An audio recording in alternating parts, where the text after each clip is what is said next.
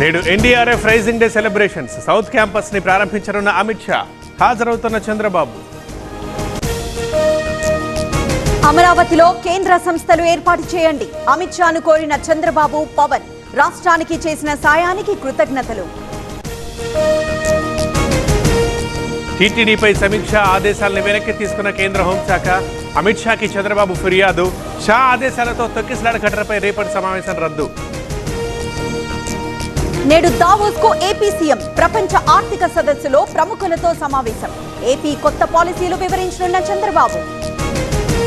ఇవాళ దావోస్ కు రేవంత్ టీం. నిన్న సింగపూర్ లో పలు కంపెనీలతో ఒప్పందాలు. సెమీ కండక్టర్ పరిశ్రమలో భారీ పెట్టుబడులు. నేడు ఏపీ బీజేపీ నేతలతో అమిత్ షా మీటింగ్. పార్టీ బలోపేతంపై చర్చ. ఏపీ రాష్ట్ర అధ్యక్షుడి ఎంపికపై మంతనాలు. బీజేపీ అధ్యక్షుడి రేసులో ఈటెల. సమర్థత ఆధారంగానే ఎంపిక ఉంటుందన్న కిషన్ రెడ్డి. అధిష్టానానిదే తుది నిర్ణయమన్న కేంద్ర మంత్రి. నూతన సంవత్సర శుభాకాంక్షలతో మెడికవర్ ఫెర్టిలిటీ మీకు అందిస్తోంది ఉచిత కన్సల్టేషన్ మరియు అల్ట్రాసౌండ్ స్కానింగ్. అలాగే సీమెన్ అనాలిసిస్ పైన 50% డిస్కౌంట్. సాధారణ రక్త పరీక్షలపైన 10% డిస్కౌంట్ తో పాటు IUI ఉచితం. లోకేష్ ను డిప్యూటీ సీఎం గా ప్రమోట్ చేయాలి. పార్టీకి బ్రహ్మాండమైన భవిష్యత్తు ఉంటుంది. కడప జిల్లా టీడీపీ అధ్యక్షుడి కామెంట్స్. ప్రతి నెల 3వ శనివారం స్వచ్ఛాంధ్ర ప్రోగ్రాం. అంతా కలిసి పని చేయాలన్న చంద్రబాబు.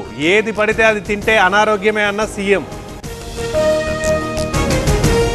కులగణన ఆధారంగా రేషన్ కార్డుల జారీ. పాత కార్డులు తీయడం ఉండదన్న ఉత్తమ్. అర్హతున్న ప్రతి ఒక్కరికి ఇస్తామన్న మంత్రి.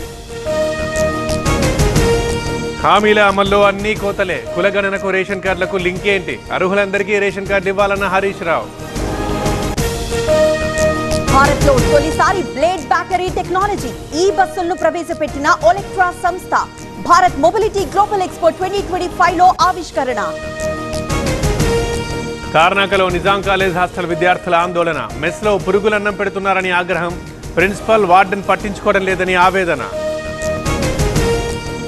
త్వరలో రైతు భరోసా ఇస్తాం. ఆంధ్రప్రదేశ్ లో అన్నదాతకు అధిక ప్రాధాన్యత.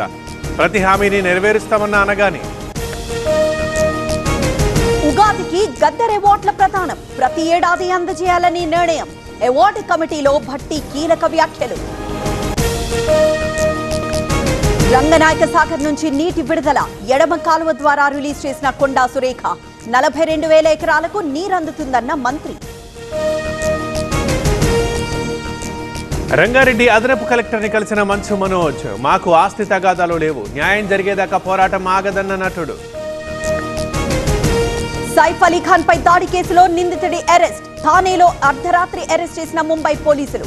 నిందితుడు వెయిటర్ విజయ్ దాస్ గా గుర్తింపు. ప్రయాగ్రాజ్ లో 7వ రోజు మహాకుంభమేళ. భారీగా తరలివస్తున్న నాగ సాధువులు. విదేశాల నుంచి వస్తున్న భక్తులు. తిరుమలలో కొనసాగుతున్న భక్తుల రద్దీ. నేటితో ముగినున్న వైకుంఠ ద్వార దర్శనం. ఇప్పటి వరకు 7 లక్షల మందికి శ్రీవారి దర్శనం.